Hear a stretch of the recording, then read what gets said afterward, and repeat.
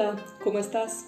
Soy Zuzana Erdéšová, lingüista por formación de origen checo, también investigadora en temas de la interculturalidad, traductora e intérprete. Muchas gracias por acompañarme en esta plática, donde quiero hablar contigo sobre un tema que a muchos se nos hace súper emocionante, lo intertraducible entre una lengua y otra.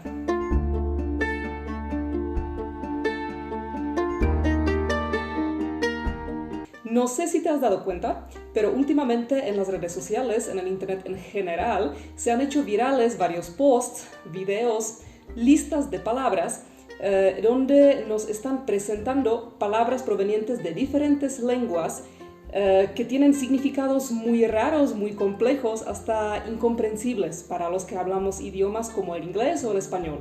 En esta corta plática vas a recibir respuestas a las siguientes preguntas. ¿Se puede traducir de una lengua a otra diciendo exactamente lo mismo? 2. ¿Qué significa traducir lo intertraducible? 3. ¿Para qué realmente sirve proteger la diversidad de las lenguas en el mundo? Y 4. ¿Qué pasaría si en el mundo todos habláramos una sola lengua? Hoy quisiera ahondar bastante en el tema de lo intraducible, pero antes de que lo haga, quisiera compartirte un poco sobre cómo el estudio de los diferentes idiomas me ha impactado a nivel tanto personal como profesional. Hasta donde yo tengo memoria, he estado involucrada intensamente en el estudio de otros idiomas y para mí ha sido un encuentro cotidiano con la diferencia, con lo distinto, con significados diferentes. Y a eso vamos precisamente en esta plática. Bueno, ¿con cuáles lenguas he tenido el gusto a lo largo de mi vida? Además de la lengua checa, que es mi lengua materna y que yo he hablado desde mi nacimiento porque es la lengua que se habla en mi país, la República Checa, también desde una edad bastante temprana he empezado a estudiar el inglés, que es la lengua más universal de nuestros tiempos. Desde la adolescencia también he empezado a estudiar el español, que por alguna razón misteriosa me atraía muchísimo y mucho más que otros idiomas. En el liceo también estudié el francés, que llegué a una proficiencia media, y también estudié el latín durante varios años, aunque sea lengua muerta o lengua religiosa. Pero además también me he sumergido en el estudio de ciertas lenguas que no son tan conocidas como las que te acabo de mencionar, como por ejemplo el quechua de los Andes, es una lengua indígena de la zona de los Andes de Sudamérica, o el náhuatl, que es una lengua originaria de México. Y finalmente también he dedicado varios años al estudio de la lengua lakota de los Estados Unidos, también una lengua originaria. Pero ¿por qué te estoy contando todo esto?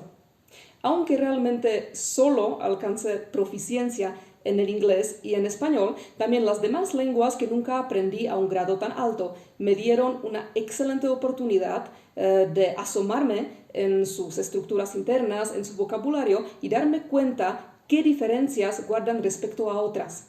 Y ya te imaginas que las personas que me conocían y que sabían de mi pasión por los idiomas, en todo momento me estaban pidiendo que les dijera cómo se dice algo en un idioma, cómo puedo traducir esto al otro idioma, etc. Y sucede que yo no siempre pude complacer a estas personas y darles las traducciones que me pedían. Tenía que explicarles a estas personas todo el tiempo de que prácticamente no se puede sacar una traducción 100% fiel de un idioma a otro, sino que más bien es como un juego que hace el traductor para acercar el mensaje original lo más posible a la otra lengua. Tenía que estarles explicando a las personas qué es lo que se ha perdido en la traducción o donde yo tuve que estar improvisando para poder pasar el mensaje de un idioma a otro. La gente me preguntaba por los saludos, por las groserías, ¿cómo no? O los menos mal pensados por las palabras de cortesía. Es como se me ocurrió elaborar un cuadro con las historias particulares de las palabras de agradecimiento en 3 lenguas diferentes, checo, español y náhuatl. Náhuatl es una lengua originaria mexicana. A propósito, las historias de las palabras se conocen como etimologías. En mi libro titulado El nido de lengua entre México y el mundo, hasta coloqué una reflexión sobre las diferencias en cómo, desde las diferentes lenguas, se piensan ciertas ideas para acercar a los lectores a las dificultades traductológicas. Si te interesa leer este libro, puedes descargarlo gratuitamente desde el repositorio institucional de la Universidad Autónoma del Estado de México. Y como puedes ver en esta tabla, al estudiar las raíces históricas de las palabras de agradecimiento, en español se agradece alabando, en checo pensando bien y en náhuatl sintiendo bien. Hay un libro increíble que te recomiendo muchísimo, escrito por el lingüista famoso Guy Deutscher, que se llama El prisma del lenguaje. Este autor nos informa de que es posible decir cualquier cosa en cualquier lengua, es decir, ninguna persona está realmente limitada a una serie fija de ideas debido a la lengua que habla. Pero, al traducir ciertas ideas únicas que solo existen en un idioma y no en otros, a veces se requiere de explicaciones bastante largas al traducir. Así, la traducción no va a tener la forma de una palabra que equivalga a otra, sino a una interpretación lo más fiel posible.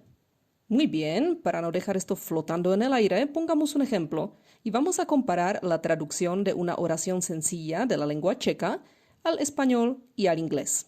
Esta oración dice: Těším se, že tento víkend půjdu na koncert. Ahora, ¿qué es eso? La traducción de esta oración al idioma español sería más o menos así: Estoy esperando con mucha emoción el concierto de este fin de semana. O también, ya no puedo esperar para ir al concierto este fin de semana. La segunda traducción sería un poquito más alejada del original, pero también pasa.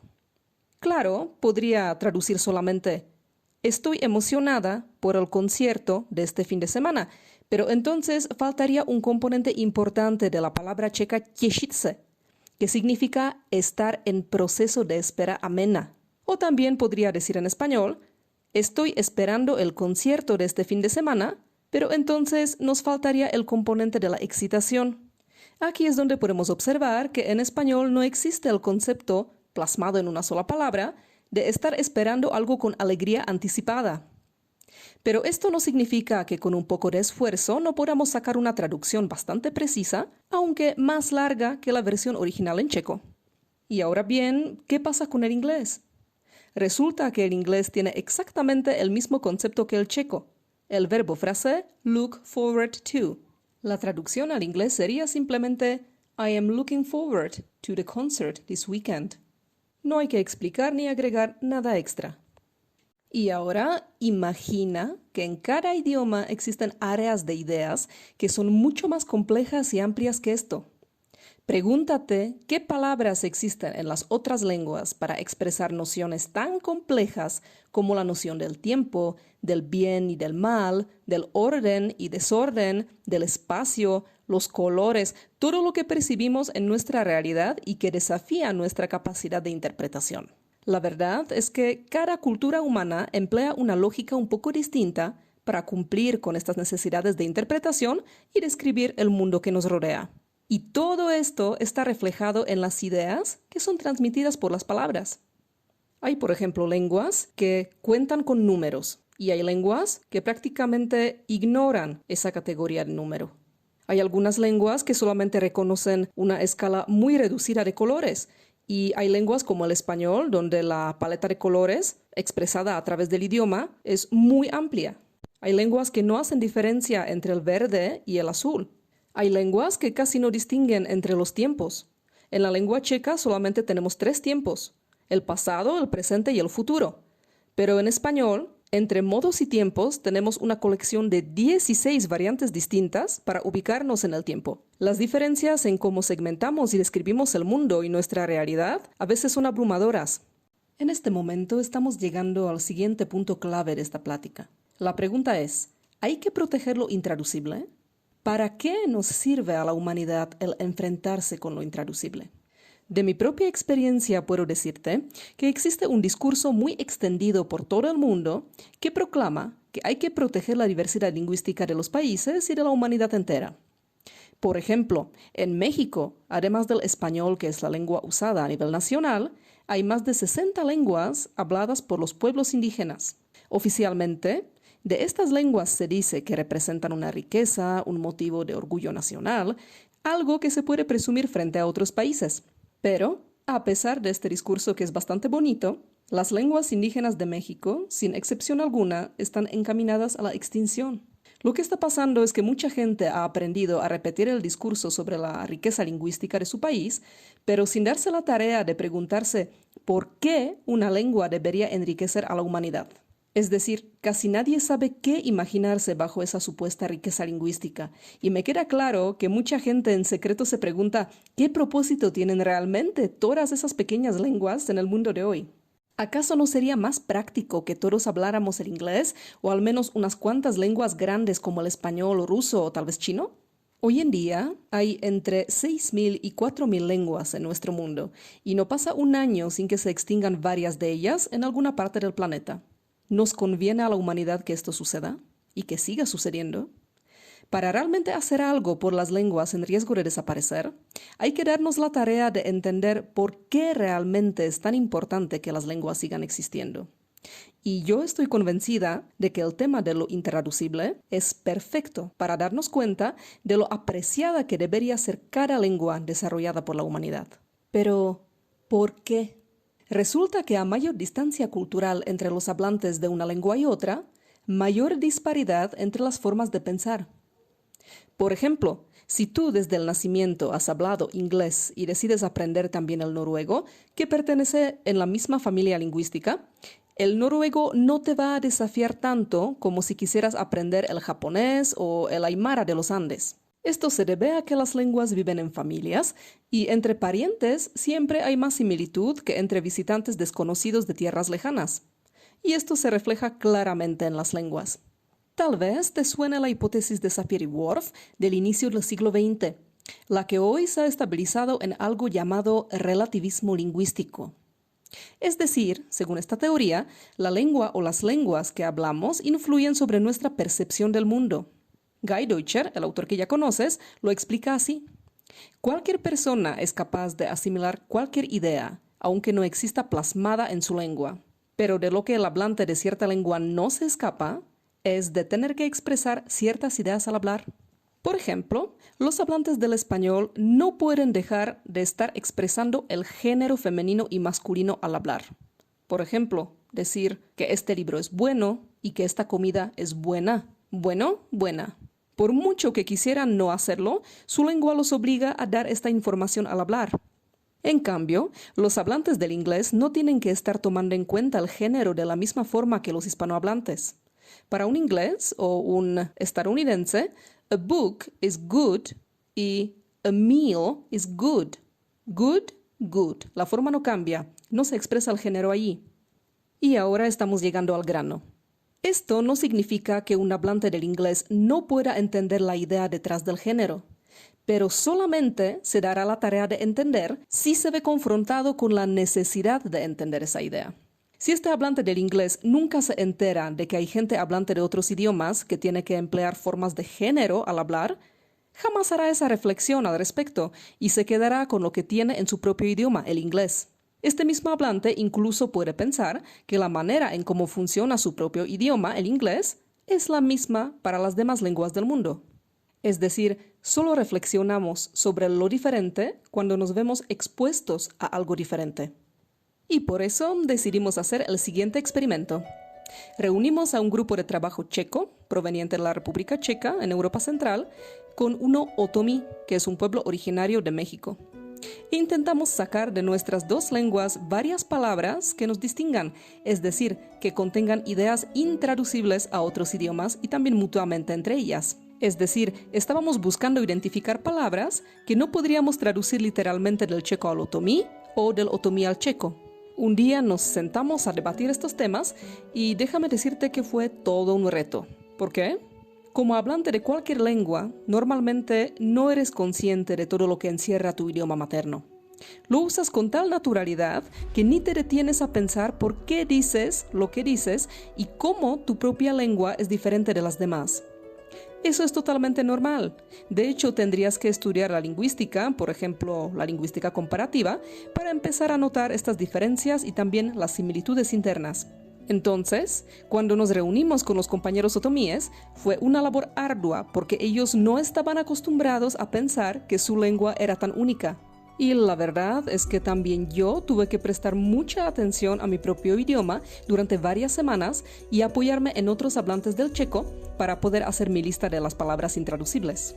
Pero al final se logró y ahora te voy a mostrar el resultado.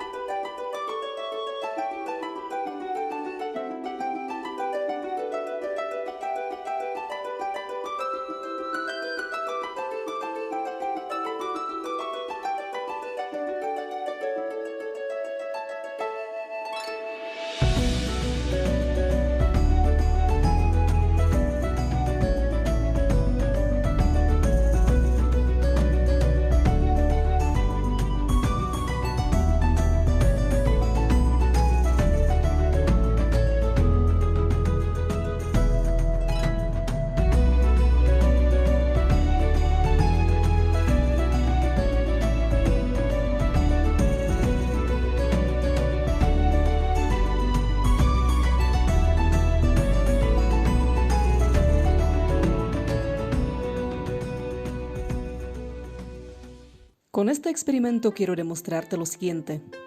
Cuando se extingue una lengua en el mundo, se extingue toda una posibilidad de aprender a pensar diferente. Cuando no nos esforzamos por entender que otros puedan tener ideas distintas sobre el mundo, nos estamos encerrando en una especie de ceguera voluntaria. En checo se diría que es como tener vendas en los ojos. Mít klapky na očích. En cambio, cuando uno decide conocer más allá de lo que siempre le han enseñado, en inglés dirían pensar fuera de la caja, think outside the box. Para mí, salir de la caja es de los mejores ejercicios que uno pueda hacer en la vida. Nos enseña a tener menos miedo a lo desconocido. Nos enseña a ser valientes porque al abrirse a otras ideas, uno puede chocar con otros quienes piensan diferente. Nos enseña sobre la necesidad de desarrollar el arte de la comunicación sana, porque si no, fácilmente acabamos en pleitos y otras situaciones desagradables. Y también nos enseña de la tolerancia y de saber decir, respeto tu forma de ver las cosas aunque no esté de acuerdo. Para aterrizar un poquito lo que te acabo de decir, te voy a mostrar el mensaje de una niña bilingüe en la lengua checa y la lengua española, y quisiera que a través de sus ojos intentaras sentir lo que ella siente. Y sí, es mi hija. Creo que realmente no hay tantas niñas bilingües en el mundo que hablan español y checo. Somos una comunidad bastante reducida. Ella se llama Sofía, tiene 8 años en este momento. Y esta es la presentación que ella ha elaborado para ti, para acercarte a cómo ella misma siente desde su corazón el ser hablante de 2 idiomas. Y también qué es lo que ella sentiría si alguno de estos 2 idiomas llegara a perderse por siempre.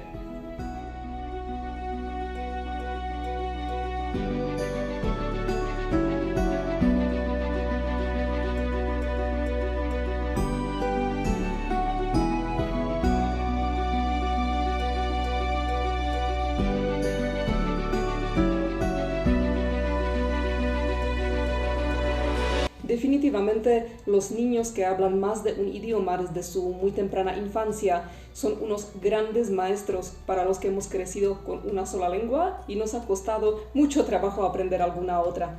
Estos niños tienen algo que se conoce como conciencia metalingüística muy desarrollada y son capaces de ver la problemática de la diversidad de las lenguas desde una óptica muy diferente a como lo hacemos la mayoría, que solamente crecimos hablando un solo idioma y somos monolingües. Y para finalizar, quisiera darte una razón más por la cual es muy provechoso aprender a pensar fuera de la caja. Realmente es una gran oportunidad de crecer también espiritualmente, porque hablar otros idiomas y conocer las ideas que contienen al mismo tiempo nos dota a nosotros de ideas nuevas sobre nuestra propia existencia en este mundo o incluso en el universo. ¿Te acuerdas de la palabra otomi que nos da la idea de que los muertos piensan de los vivos, de que apestamos porque estamos tan contaminados por el mundo en que vivimos, por las emociones bajas y etcétera? No me dejes mentir, precisamente al reflexionar sobre este tipo de ideas es cuando el mundo alrededor de nosotros una vez más se hace misterioso, enigmático, grande, interesante. A lo mejor ya se te ha olvidado cómo es sentirse vivir en un mundo así.